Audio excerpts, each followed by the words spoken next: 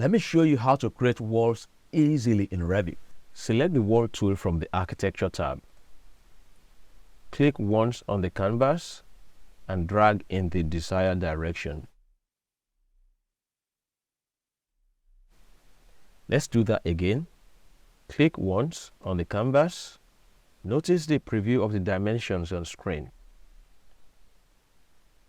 Revit allows dynamic distance entry. In other words, I can enter the distance on screen. In this case, let's create a 15-meter wall. Let's do that again, and this time around, create a wall of 10 meters.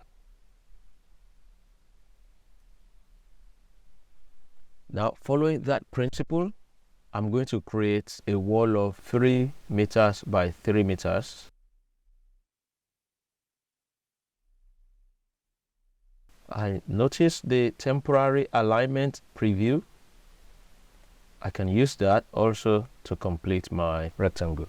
Now you will notice that every time I start the wall command and I finish it, I'll always have to begin the wall by clicking again. That is because this option is not enabled. So if I enable the chain option and I start creating a new wall, this would allow me to create a chain of walls. So it's a good practice to leave the chain command active. I can exit the wall command by either pressing the modify icon, also by pressing the escape key on my keyboard.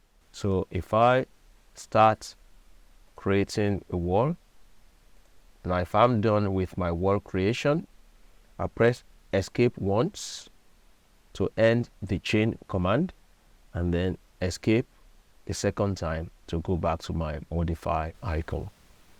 There you go. You can see it's easy to create walls in Revit. So that concludes the first part of the video. Now let me show you how to edit your walls further by adding heights and constraining it to a level.